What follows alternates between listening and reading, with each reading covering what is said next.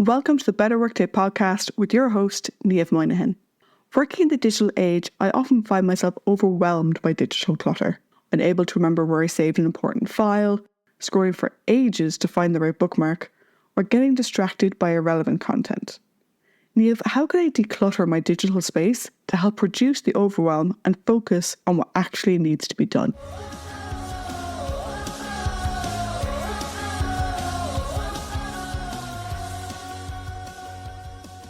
Hello, and welcome back to the Better Workday Podcast. How are you doing?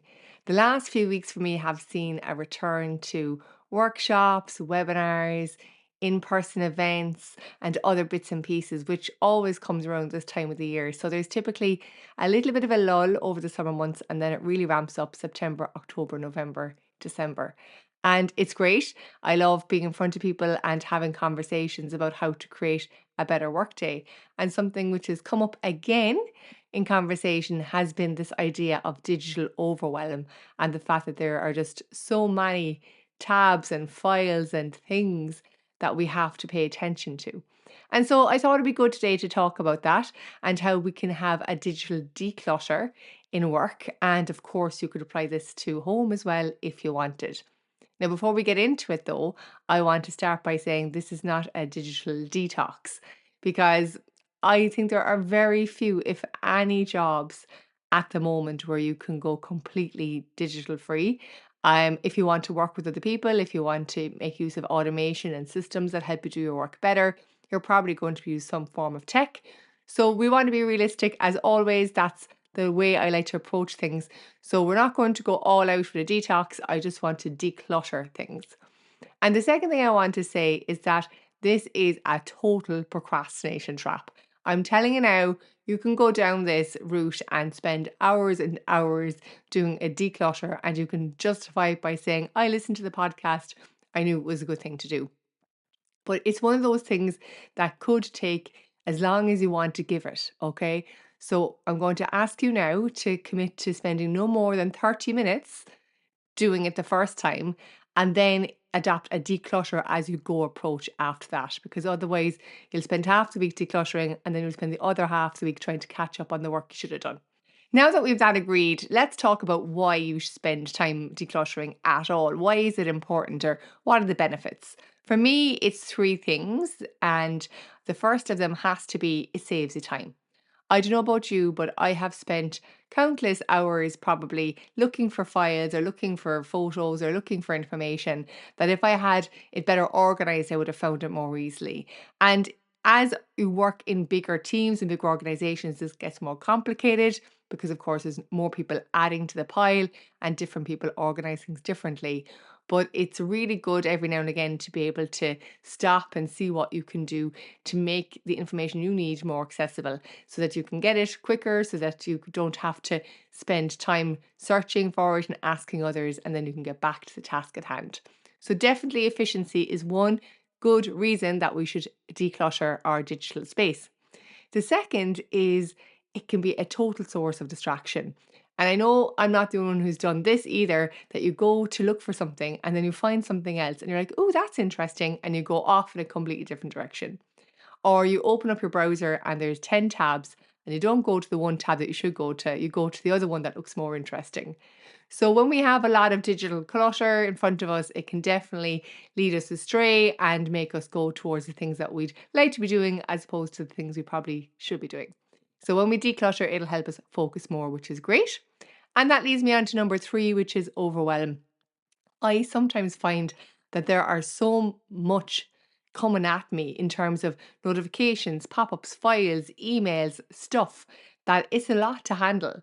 But if you strip it all back and focus on what you really need for your job, it's not as bad, and it can really help create a bit of calm in your day and just dispel that sense of overwhelm. So that is always a good thing. And you can start this in any order that you like. So I'm going to share, let me see, I've got 5 different places you can declutter in work, and pick whichever one I think is the biggest challenge for you or the biggest problem for you at the moment, and then use the others as you go. As I said, I don't want you to spend weeks doing this. I want you to spend a little bit of time now, and then as you come across the different areas to tip away at it. Okay. Okay, let's get into it. Number one for me has to be the desktop. In the same way that a tidy physical workspace allows you to work with more concentration and more focus, a tidy digital desktop does the same. There is nothing more confusing than going into your desktop and seeing hundreds of little icons of all different types of things there, and you don't know what's relevant, what's not relevant, what's current, what's out of date. And so the first place I would suggest working on is that desktop and just taking anything that you no longer need and popping it into the trash or moving it to a different location. Now, different people will have different thresholds for how much they want to have on their desktop. It's so funny. It's kind of like the email inbox. There are some people and they will have icons everywhere and it will be completely fine to them. And then others, if there's more than four, it's going to look like it's too much.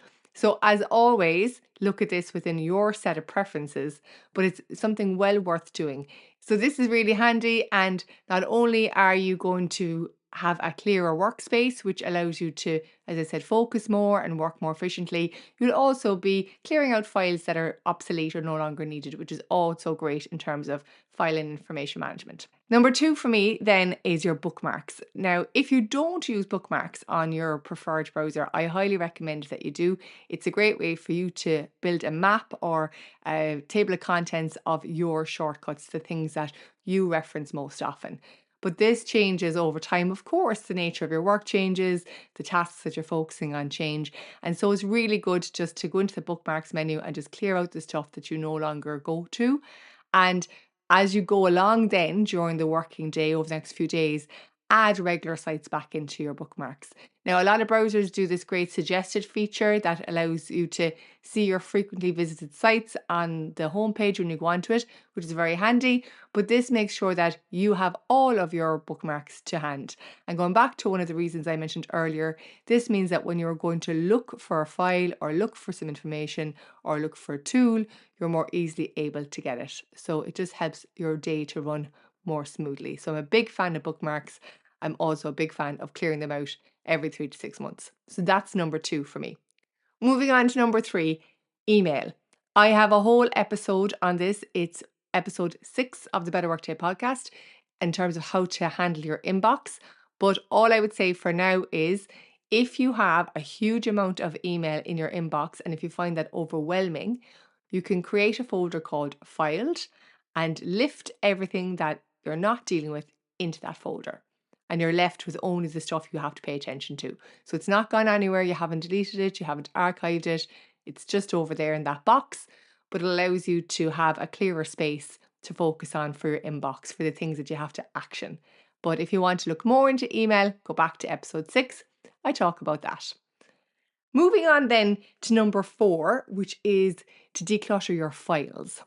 So this one you have to be careful of because obviously you might have corporate policy around retaining information and all those kind of things.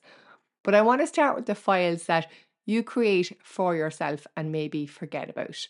What do I mean by this? Well, have you ever started a planning document or a draft of something or, a new idea and you have created a Word doc or a spreadsheet and then you left it there and you haven't touched it in 2 years. So it's not shared with anybody else. It doesn't really contain any valuable information. It's just taking up space in your drive. And that's the kind of stuff that I think you can just clear out so that when you go searching for something, you're not getting these redundant files coming up in your results and again causing delay in you finding the right information and maybe a sense of overwhelm to try and get through all these things. So documents owned by you, created by you that were never really used or not really finished, they're the first place that I always go to. And then as a team, I would start looking at how long you need to keep certain files for and what you should do with them.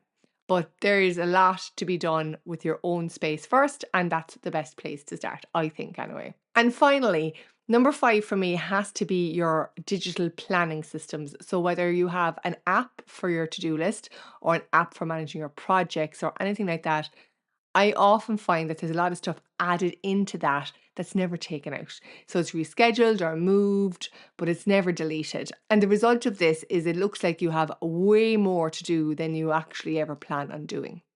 So taking a look at your digital lists and culling them Getting rid of anything you're not doing or anything that you've done and you forgot to mark off is a really good way to, again, get a handle on what your real workload is, on what you should be focusing on. Now, these steps are simple, but the end result will be a clean desktop with only relevant files there, a bookmark menu that allows you to easily access the files that are most valuable to you, an inbox that allows you to pay attention to the work you have to action or the emails that you have to action, files that are timely, relevant, in use, and contain information that you use in your day-to-day job, and a to-do list that's up to date. And like that in itself allows us to work with more focus, allows us to work with less distraction, allows us to feel less overwhelmed. So this is an exercise well worth doing. So that's it. They are the areas I consider when I want to do a digital declutter at work. And as always, I'd love to hear from you if you have any other ideas or suggestions or questions. Please share this episode with a friend or a colleague who you think would find it helpful. And until next time, stay well and have a better workday. Thank you for tuning in. We hope you enjoyed this episode. The Better Workday podcast is about helping you have a better workday. So we'd love to hear your thoughts and questions. You can find our social media details as well as any references from this episode in the show notes.